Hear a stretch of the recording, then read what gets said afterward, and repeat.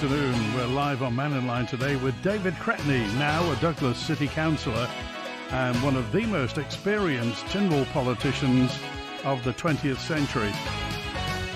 In Keys between 1985 and 2015, then in Ledgco from 2015 to 2020, he held ministerial portfolios, sat on committees, and it's fair to say that Douglas South really was Cretneyville for a long time. And he's on Mannin Line today. So get in touch by calling 66 13 68, text, email and WhatsApp as well.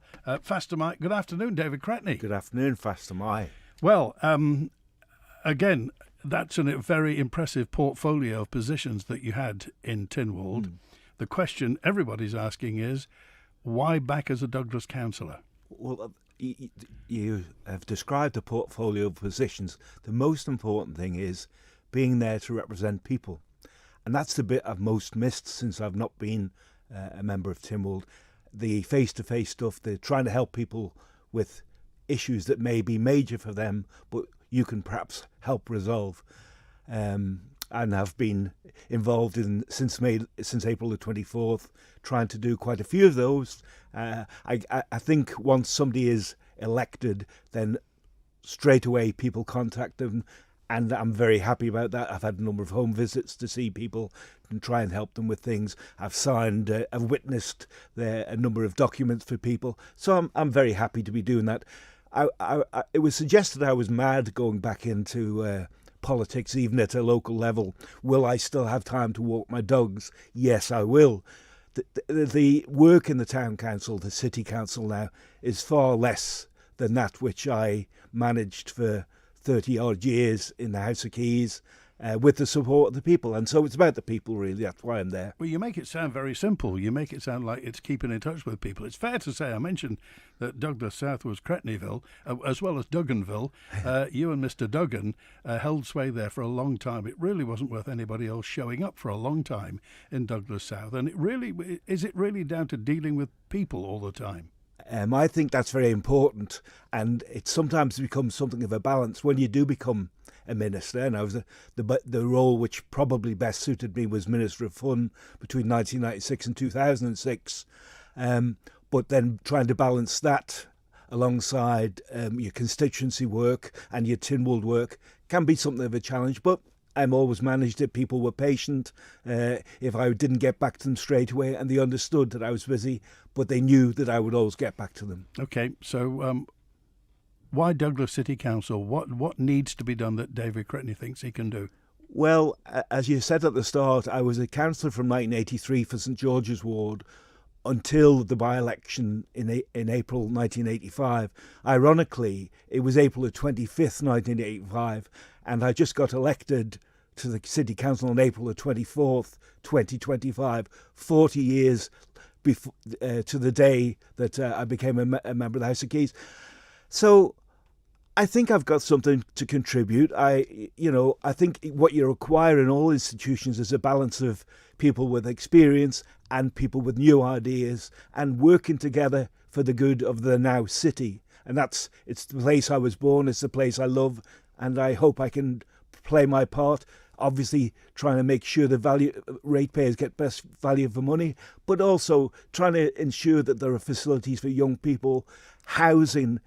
All the time I was a member of the House of Keys, housing was the top issue. It was the top issue at the last general election of the House of Keys, and I'll be doing my bit to try and make sure we have affordable housing for people in our city. Okay, so what needs to be done for affordable housing in Douglas? Well, we need to work with the government, and I think, as Tony Brown said when he was on here talking, it's easier perhaps when you've been in that institution to be able to make the links, to be able to talk to people, perhaps some of whom were former colleagues, and try and encourage them to work together to get things done. Tony Brown was very good to me. In Pulrose, the corporation had no policy in relation to refurbishment of low Pulrose. It had been refurbished once. It didn't work. I organised a number of meetings with residents, a number of whom are no longer with us, sadly. Really nice, real good Pulrose people. And Tony Brown went to the Treasury Minister, and we got the money, and we got Lower Pull Roads done, and that's my greatest achievement. Okay. So does Douglas need more or better social housing? It needs a combination of both. There's been work ongoing, obviously, in relation. The Williston flats will be occupied and opened before the end of the year. The scheme on Peel Road of apartments, that's really welcomed. Obviously, I used to represent Lord Street in the House of Keys, and that's now vacant. There's an offer in for it. I don't know the detail because I've not been at the meeting yet, but I continue. There's a number of brownfield sites around Douglas, long overdue work. Let's hope we can work in cooperation. And if you look at it from a financial point of view,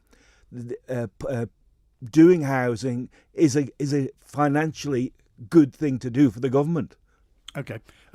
Several times we've heard this talking about local authorities talking to central government. And the layperson may think, well, he just pick the phone up and chat and things get resolved. It obviously isn't that simple. You can do that, obviously, but I mean, there are formal channels which have to be followed as well, and obviously there are people with responsibilities within central government for housing. David Ashford is central now, and there are others, and so it's important that the relationship is built in order to get things done. It's no good talking about things forever, which there's been far too much of. Let's get some things done. Okay. How do you get on with the leader, Devon Watson? Devon and I are both members of the Manx Labour Party. We differ from time to time on things, but and as you know, my name was put forward at the same time as Devon's. I didn't object to my name going forward because I think the fact, and I knew that Devon was going to be successful in that election, I think that endorses his candidature, that he's been he's probably been properly elected rather than just assuming the role. Okay, so you mentioned there's got to be a role, if you like, for an alternative view, a different view, and also people who've got experience. Do you see you and Devon as that, really? Mr. Watson with the alternative views and you as the voice of experience? Possibly. We agree on most things, and we come from the same party, and it was probably a compliment to the Manx Labour Party that the two candidates who were nominated for leader of the council came from the same party. I think, in terms of housing in particular, we share very much the same views that work needs to be carried on and make sure that people have affordable housing. And if you look at government central policy, where they're talking about bringing new people to the Isle of Man or encouraging our own people to come back to the Isle of Man, housing is central to that. If you don't get affordable accommodation, then you're not going to get the skills you require. It needs to be targeted. Okay, let's get to the phones now. And Adam's first with us. Hi, Adam. You're live with David Cretney. Hi, Andy. Hi, Mr. Cretney. You all right? Yes, hi. Good. I'm just ringing up. I've got two questions for you.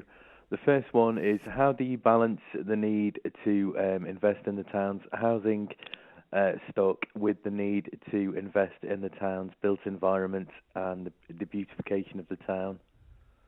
Like what? When you say beautification, what do you mean, Adam? Well, I mean, for example, the construction of new gardens, the construction of more areas of green, for example, and the improvement of which I've talked about before on the Mannin Line, the improvement of the built environment through green solutions and landscaping solutions. Okay. Okay, so thank you for that, Adam. In my manifesto, I mentioned specifically green areas and the parks.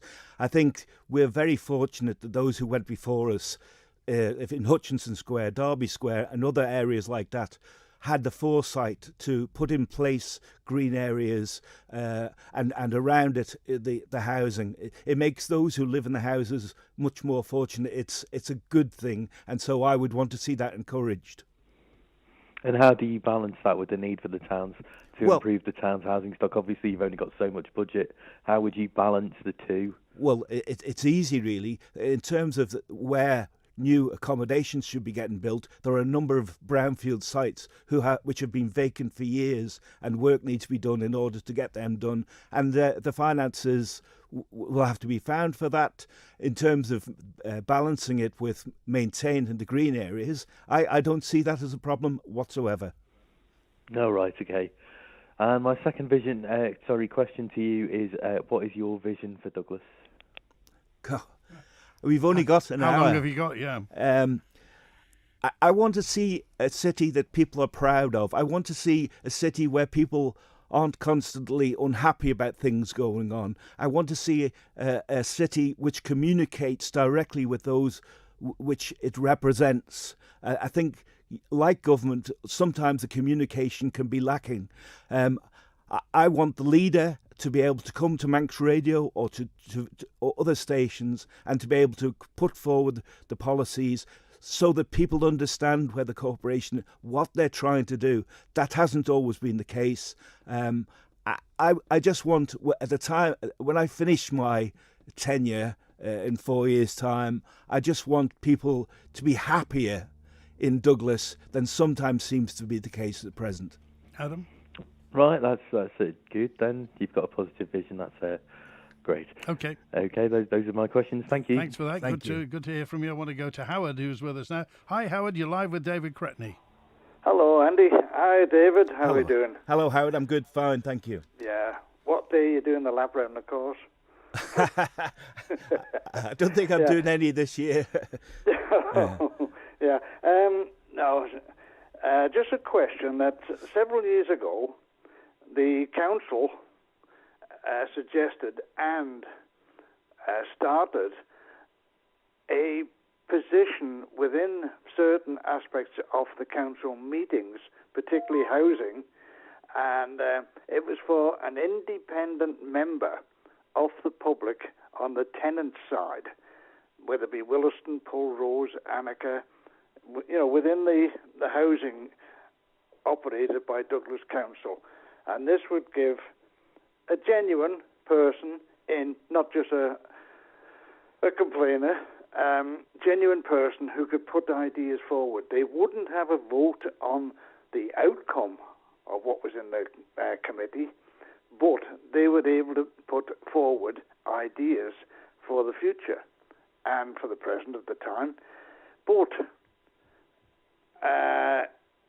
for one reason or another, which I can't go into on the air, it was dropped.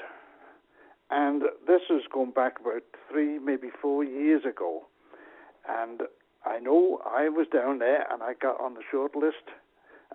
I was pushed until I eventually put my name down. And I got on the short list. I've got no grievance on this side, but is there any chance of that particular position being set up again? Well, from my perspective, it's very important to have input from the people who actually live in the houses. You might remember 40 years ago, I set up tenants associations in Annika, in Pulrose and Spring Valley, in order for people to have a voice across the table to the council. So if that situation is as you describe, you did say this to me when I was calling at your house, it's something that I would like to see reinstituted. I think it's very important. And as you say, they wouldn't have a vote anyway, but they would be able to have input on behalf of the tenants. And I think that there's no reason why that shouldn't happen.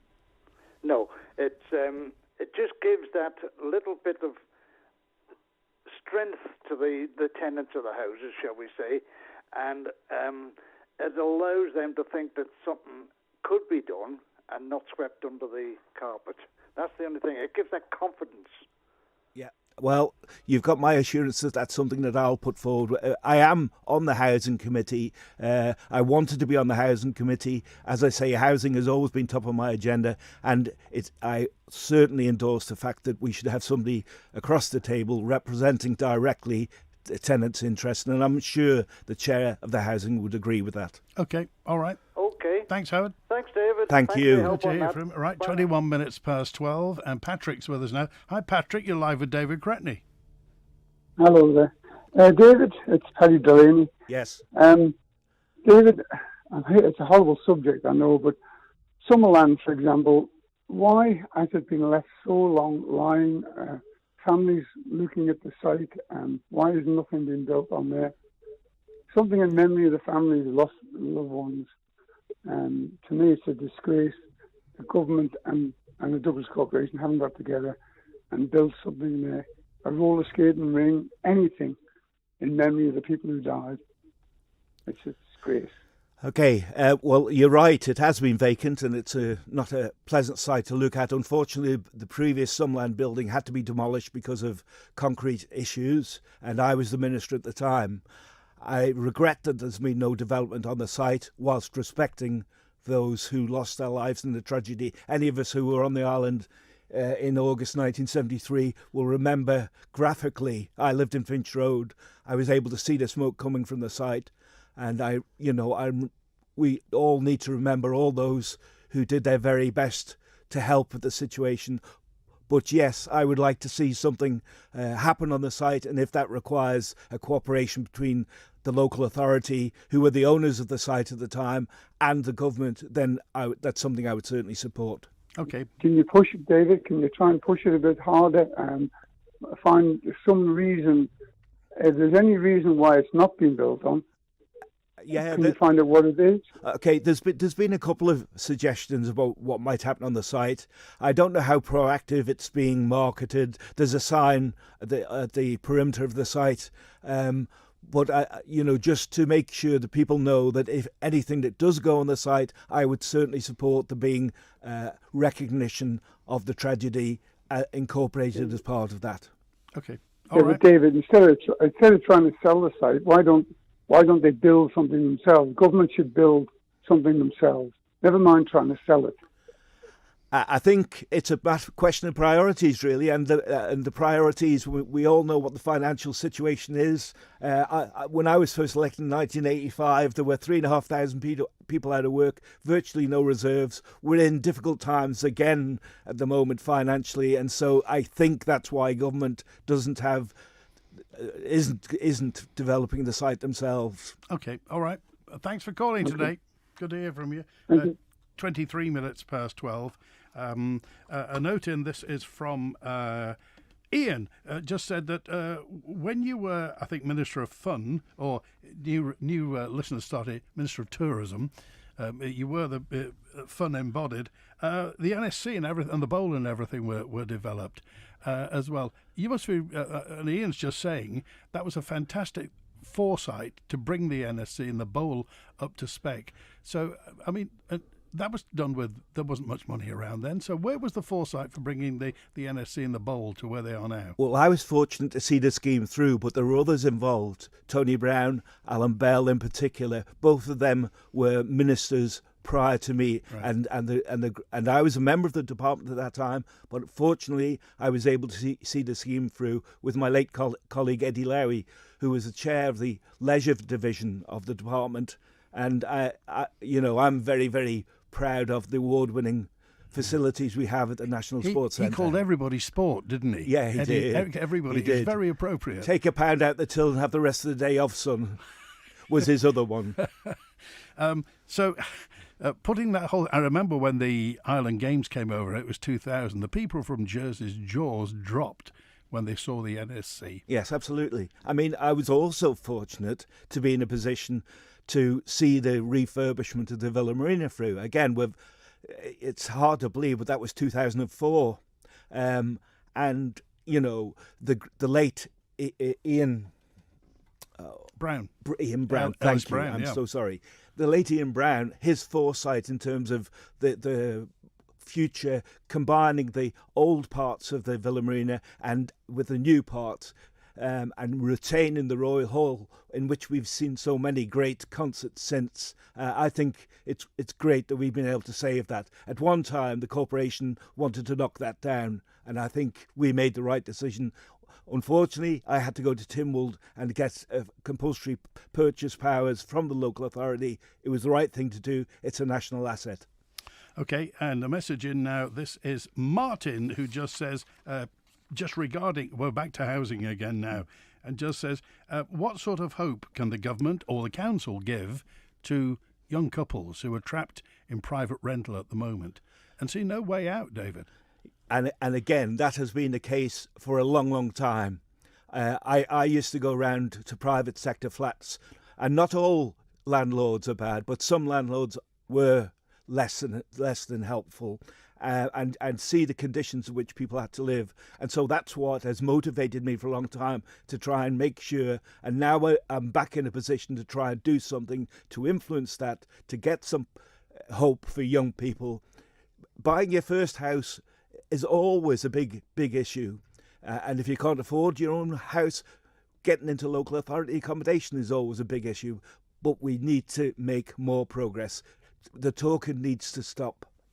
OK, smartening up Douglas. So this is Clive who just said, so what are Douglas City Council's exact responsibilities for smartening the place up? Street sweeping, pavement sweeping, that's all, yeah? Street sweeping, litter, dog muck, all those kind of things are a direct responsibility of the corporation. Since I've been elected, I've had at least 2 people contact me, and I've directed their concerns on to the officials in the town hall in relation to places which are an absolute mess. And, you know, they can't be everywhere all the time, but once these areas are highlighted to them, then officers should make sure that the work is put right. OK. Karen said, I miss moochers. I don't. Well, you had two businesses on Strand Street, Castle Street. So you were on the street for a long time, looking, selling and what have you. Mm. So, what's your view of the way Strand Street is at the moment? Well, just back a step. I started off. I lost my job in the post office. I was sacked from the post office for various personal reasons. And Viv Hooper and her late husband Mike, took me on in Wellington Street, where the original Moochers was. They also gave me the opportunity to be a DJ next door in All Sorts Disco, which was the only purpose-built under-18s disco on the island. I then, when they split up, I then eventually moved on to Strand Street, 59 and 74 Strand Street. Big rents, but we managed to make a living, and we had some great staff who looked after the shops for me, because I was obviously full time as an MHK then. What I see at the moment is there's so much coming online that I don't remember a more difficult time for people in the retail and leisure industries. What I put in the manifesto was we need to, and again I've seen this elsewhere, we need to do whatever we can to put on events to increase footfall for the town. Again, when I was Minister for Fun, we used to have stuff going on the Promenade, TT Week. At the moment, it's all going on. There's bushies in the Villarina grounds, and there's this new event at the Bottleneck, so I really wish them the best of luck, and I'm good for them to get together. But we need to do more things like that to encourage people to spend time in Douglas and spend time in the shops and spend time in the pub spending money, because that's our job. OK, we're live with David Cretney, Douglas City Councillor, between now and 1.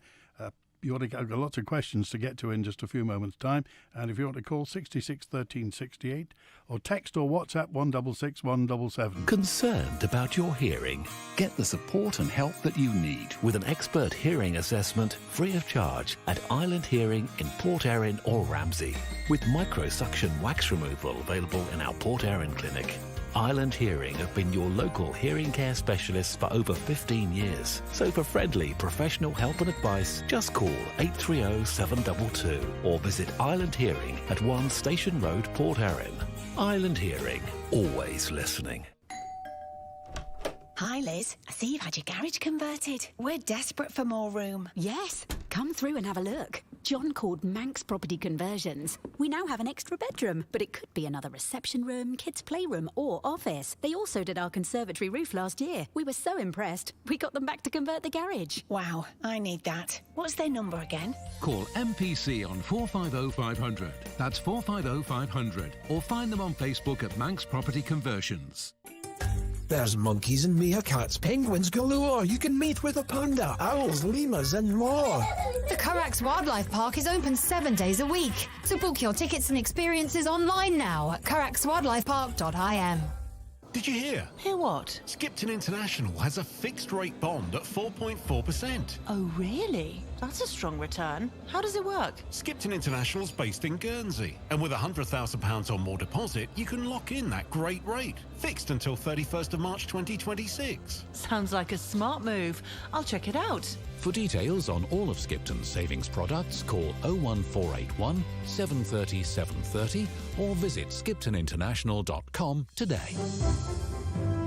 Skipton International is licensed to take deposits by the GFSC and is a participant in the Guernsey Banking Deposit Compensation Scheme. See dcs.gg. The latest edition of Manx Radio's Breath Mindfulness podcast with Karen Hardman is available now.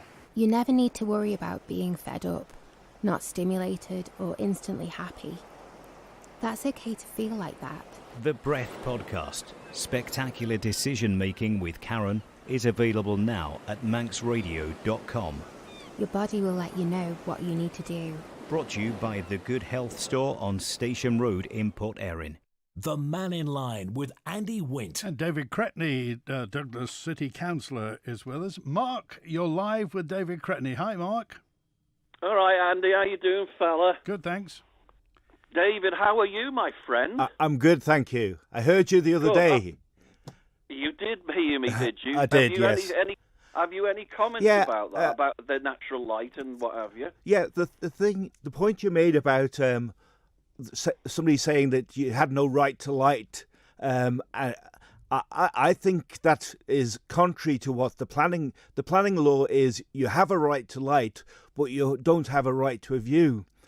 Now, in the instance of the tree in the back of your garden, then that should be properly managed. And if they're not managing it properly, and that means, that doesn't mean cutting it down or anything. That means, as you said, managing it properly. Then that's what should happen. So I don't know why that isn't the case. And perhaps I should come and see you sometime, and you can show me. Okay, just new listeners start here. This is Mark in a Douglas house that's got a sycamore tree that's grown and grown and growing and taking the light up, and the council said you can't touch it. Go ahead, Mark. Yeah, that's all right, mate.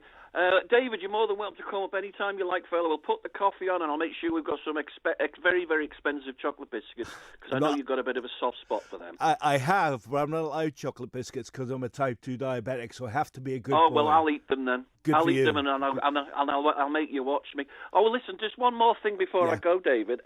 Last year at the grandstand, where they have, the cars parked to go and have a look round and what have you, last year, where the disabled bay was, it was changed to the VIP section.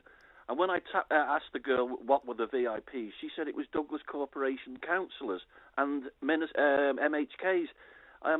Were you aware of that was the case? That you are now a very important person? No. I'm not a very important person. The people are the important people. I'm just there to do their job. In terms of I understand that in terms of parking for persons with a disability, that's going to be a better situation this year. I spoke to somebody close to that, the TT organisation, and I understand that that's going to be a better. Most of us have legs. For those who are able to access things easily, for those who don't, we should make sure we have sufficient provision. Okay. Great. I will send you an email, David, and we'll arrange for you to pop up and have a cup of tea or Please a cup do. of I'd coffee love to do that. Love to do that. Without sugar, mate. Without sugar, I'm afraid. Yeah. All right. Thanks for that. How long were you a TT Marshal? At Blythbridge for 16 years. Prior to that, I was at Rencullen at the same time as I was minister. So sometimes when you're minister, you're required to be at the grandstand. I didn't like that. I always liked to be out in the course. So Rencullen, probably 10 years. So about 26 years altogether. I really liked Blythbridge, had lots of good time there, made lots of friends there. And also in terms of, the administrative fund, people still contact me from across the world and address me as such, even though I've not been that since 2006. Well, they stick, don't they, labels? 600 volunteers are needed for every session. Absolutely. 600, and I think most people don't know that. Most people think they just happen, and there may be a few volunteers. 600. How is that coordinated? Well, they do a great job, and the organisation of the TT Marshals and the travelling marshals, both great organisations. Those of us who've had the opportunity to race on the TT course, I mean, last time I did that on the Manx was 1998. We are able to, chase our dreams and enjoy ourselves and have the best time ever on the best course ever. It wouldn't happen if we didn't have the marshals to ensure effective and as safe as possible racing around the course. Why do people come from all around the world, often to stand in the pouring rain up on the mountain sometimes for an entire day? Why do they do it, David? Because there's nothing else like it in the world. In a world where we're very often cotton-wooled, it's nice to have freedom. And those people who play their part in terms of being marshals make sure that happens. I've got to ask you about competing in the Manx. What was your average speed? The quickest was just over 100 miles an hour, which so I then altered myself to the 100 mile an hour Minister of Fun and used to sign stuff like that. So what did you, can you remember what was your thought when you set off or when you hit the top of Bray Hill? Can you remember it? Yeah. Well, you're very apprehensive before you start off. If you're not... That's putting it mildly. You're a robot. But then once you're down Bray Hill in a way, it's great. But I was never going to be a Manx Grand Prix winner. But I did finish the course on a number of occasions. It was an important part of my life. I really loved it.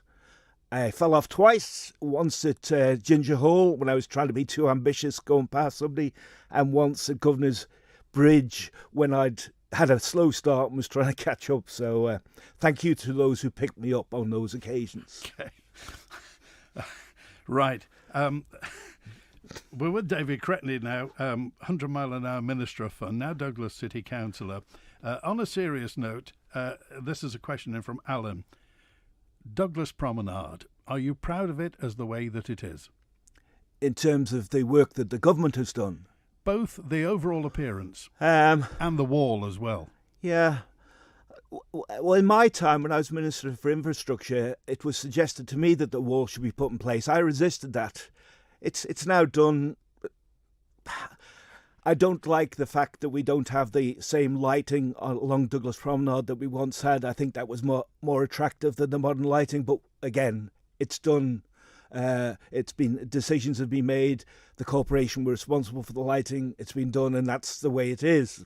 In terms of the work, it was ready to go when I left the Department of Infrastructure.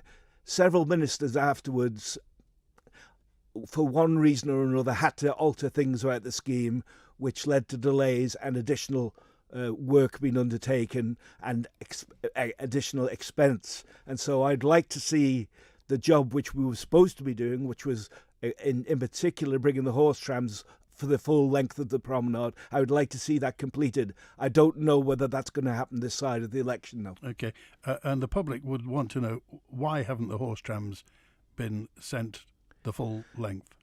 Well, I wasn't involved, but I think it's simply that the resources were allocated elsewhere, even though they had been specifically allocated for that part of the scheme.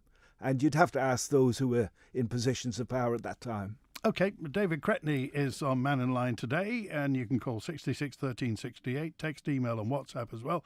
Next Thursday, the Manx Labour Party's Devon Watson, leader of Douglas City Council, is on. I began to struggle with the stairs, but I didn't want to leave our family home. So my daughter told me about Acorn Stair Lifts and their new showroom in Douglas. I was able to try the stair lifts and find the right one for me and the home I love. They were so friendly. The whole process was hassle-free and they offered the whole package from installation to servicing. Choose the island's first choice for stair lifts. Acorn Stair Lifts, South Quay, Douglas. Call Acorn Stair Lifts now on 672 414 or call into our Douglas showroom. This old house needed new windows. This old house needed a new door. And with DPM Conservatories, we got all that and more. Now our bills are lower and the house is warmer too. We're cleaner and we're greener since we swapped our old for new. Stunning A+ rated replacement windows and doors, expertly fitted by DPM Conservatories. Phone 612 333 or find them on Facebook and swap your old for new. Looking for a dementia care home? Summer Hillview is a brand new purpose-built care home providing fabulous accommodation and excellent EMI nursing care with bespoke care plans and registered nurses on hand delivering round-the-clock care alongside a fully trained care team. There's a daily activity schedule for a full and active life, and the care home is fully accessible to loved ones, friends and family. For information, call 777 077. Summer Hillview, putting you at the centre of your care. TT 2025 is almost here, and Manx Radio Motorsport will be on the air to bring you every moment of the action. Davey Todd, you are a senior TT winner. Mate, that's something special right there, isn't it? Practice and race commentary, interviews with all the top riders, along with the latest weather and travel updates. We'll also bring you the pre-TT practice and race sessions at the Balance Circuit. Listen at motorsport.manxradio.com, our smartphone app, DAB and AM 1368. It all starts this evening at 5 o'clock with our pre-TT coverage getting underway from 6. Manx Radio Motorsport, the best biking station in the world. Brought to you by Kawasaki Insurance. The Mannin Line with Andy Wint. And David Cretney, 17 minutes before 1. And Anne dropped me a note on 235, said, David, can you stop people cycling on Strand Street? Yes, I heard that discussed yesterday on the station, and I'm not sure about the bylaws. If a bylaw is supposed to be in place to prevent that, then it should be enforced. Okay, and cycling on pavements?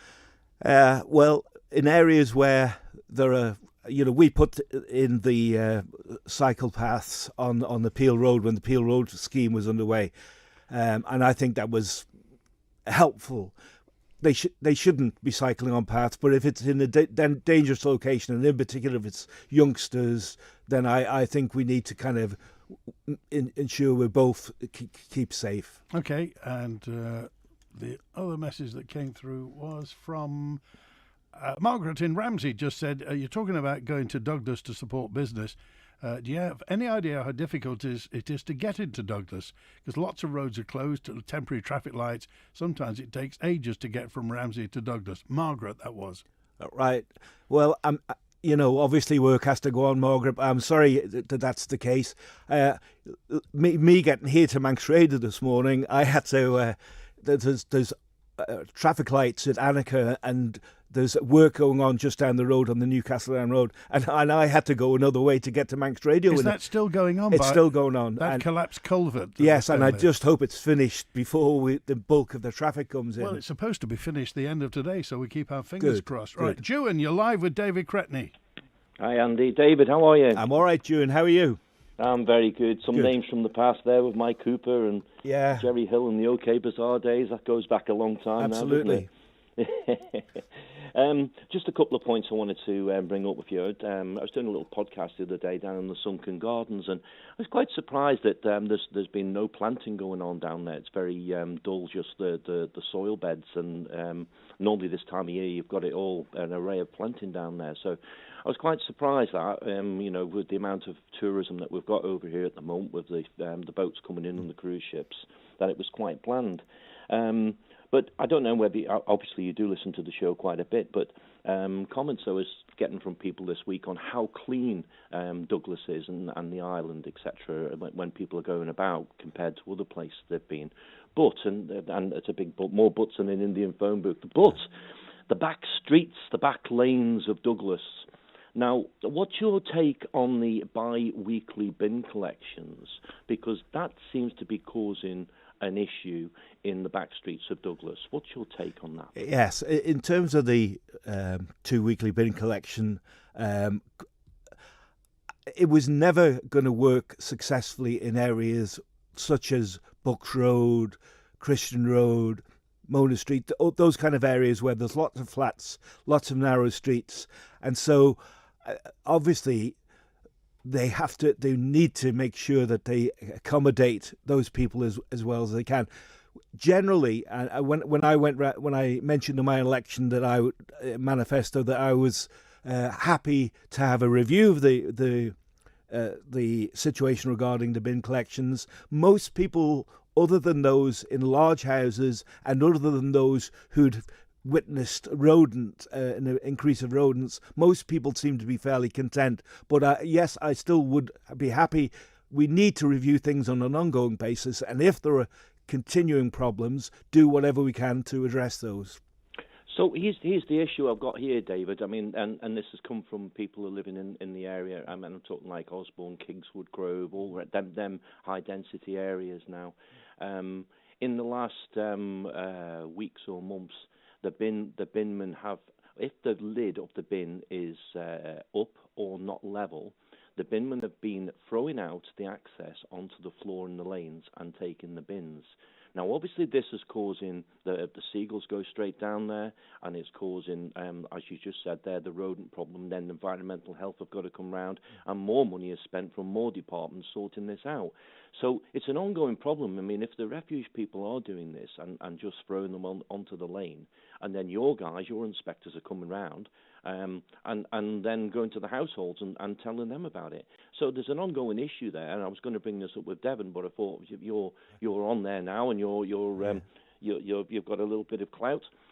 Maybe you can have a look at that issue, because the cleanliness and the environmental health around the back lanes is an issue. Yeah, the areas you describe are actually part of Devon's constituency, but I'd be very surprised if binmen are doing what throwing stuff out of bins. I'd be very disappointed.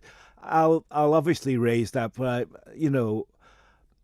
I would hate to think that that's happening, and I'm not sure that it is. Well, and I'm just going by people that have told me in that area, to be honest, David, and I can't see why they would lie about that. And if anybody wants to contact me with any information about that, then I'll happily go and, as I will with anybody, I'll go and visit them and listen to them firsthand. My last quick point to you was, what's the status at the moment on empty houses that the council have on their books? How many have you got?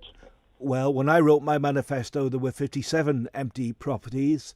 There's also, areas such as Marathon Drive, which have there's not many people at all living in, and that was always such a nice area. But the properties have gone past their best, and so we need, again, housing. As far as I'm concerned, is the top priority, and we need to make sure we don't have properties empty for as long as sometimes they are, and that obviously requires funding, and it requires us making sure that the houses are adequate for the people who are going to move into them. Okay, all right. So is it just quickly, Andy? Is it funding then that's stopping these 57 houses and the turnaround of getting these houses sorted out? Because obviously, we've said we've got a housing crisis, but we've got 57 houses that seem to be continuously lying empty. So is it down to funding? Is that purely it? As I understand it, I haven't been to a housing meeting yet, and I'll get more of a grip of it when I'm actually in the meeting. Okay, all right, June, we appreciate it. Thanks for calling us today. You mentioned, David, earlier on that building houses was good financially. Just explain how that works. Well, if you invest in property, it's a long-term investment. You're going to get your rents in, and over a period of time, financially, that makes good sense. They make money, and that shouldn't be the top priority, but it's not like they're going to lose money like they lose money on some things. If you're building properties and you're getting people in and helping them with their quality of lives, it's a sound financial thing to do. Okay. Does a local authority have to borrow money off central government to build? Is that how it works? It has to have permission to borrow money. Okay. And then, Okay. Could you ask David Cretney what's his view on the nuisance site on North Quay? It's from Richard. Well, I see that there are new plans coming about, and I really hope they come to fruition, is a bottom line. Obviously, the very end of the building next to the saddle is the part which is important, and I understand that the new plans don't affect that part, and hopefully they'll be able to get on and get something done on the site, because at the moment it's a bit of an eyesore. Okay. Years ago, I mean, when Mr. Bell was tourism, I think, and then chief minister, he wanted a cafe society all around the Keys, North and South Key. He wanted that to come to fruition. Well, North Key's kind of okay with the Barbary Coast and what have you. South Key's not really got there, has it? No, there's a number of potential development sites on the South Key, and I hope that they get on with some private developments over there. In terms of the North Key, last Friday night, Rory McCann, a Blue Badge guide, took a number of us from the Rotary Club of Douglas along the North Key and up to St George's and then back down. And I have to say, I've not seen North Key looking as good, as busy, as vibrant as it did on a lovely sunny evening with people enjoying themselves. And whatever we can do to encourage that, because again, it's good for the businesses in that area. Okay, is it true that Three Legs Light outside the sea terminal doesn't have planning permission? Yeah, when I heard that on the Mannin Line, I raised that with officers. The response I have had is that lighting in installations do not require planning permission. However, I've also had advice that on the original plans which were submitted by the Department of Infrastructure for the promenade scheme, something was shown in that location. So I'm still waiting for further information after I heard that.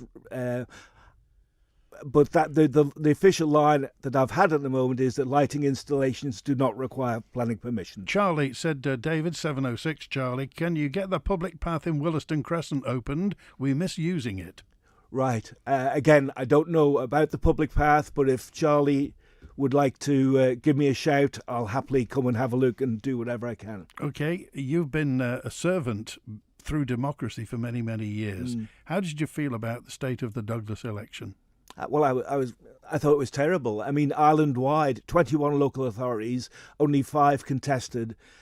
The capital of the Isle of Man, the city of Douglas, only 1 in South Douglas. Now, people were really, really nice to me, but that's not what it's about. Democracy requires the participation of the people in that process. And for the not-to-be contested elections island-wide, I think, again, in 1993 or 1994, when the Council of Ministers rejected it, I moved that the Time for Change report should be adopted by Tynwald, which would have reduced the local authorities to 13. At the same time, they were looking at about an all-island rate, which, again, long overdue. So I'm very disappointed with how things went. Obviously, people have put themselves forward, but then there are other people all the time who have views about everything, but they've not decided to put their name forward. It would be good if they would do so. It's interesting. I mean, I've always regarded democracy as it's a participation sport. It's not a spectator sport. Absolutely. You have to take part in it. You have to, if you're able to vote, you should vote. And if you want to do something, then get involved. Yeah. Some people are put off by it. Some people, bluntly, are a bit scared by it. Were you ever scared by an election, by a voter? Not by a voter. The voters have always been really nice to me. But, you know, your first election and you're apprehensive as to how things are going to go. And at every election, during the count, I would get very red-faced, walk up and down and be very nervous. But there was no need. For 25 years, I had more votes than anybody else in any Douglas election. People are very, very kind to me, and even at this election, you know, I went again with the slogan, the man you know and trust. Trust has never been more important in politics globally, not just the Isle of Man. And it's such a strange world we're living in at the moment that I worry sometimes for those who come after us. What would your advice be to an aspiring politician?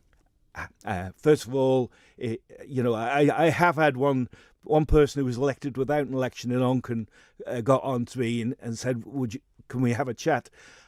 Very happy to do that, but also like to encourage more people to get involved, put their names forward. We live in a lovely island, you know, despite all its problems and challenges, we live in a lovely place. Let's all get involved to make it a better future for those who come after us. Okay, David Cretney, thanks for being with us today. So will you come back on a regular basis? You always ask that. Of course, I love all this kind of stuff, trying to talk to people directly. That's why I go round about people's houses, Any time. That's the one thing you get with me. If you want me, I'll be there. Okay, and just a quick word as well. And somebody's emailed in and just said, how's your diabetes? Under control. All right, thanks for being with us today. Pleasure. We've been with David Cretney in the past hour. As I mentioned, next Thursday, the leader of Douglas Council, Manx Labour Party's Devon Watson is on. If you want to get a message in the meantime, email Mannin Line at manxradio.com, or you can leave a message on the answer phone 682 631. That's it. Roads closed tonight at 6 o'clock at Belawn, and TT Practice Week starts on Monday. In the meantime, thanks to Chris on the phones today. The weather's looking, well, okay.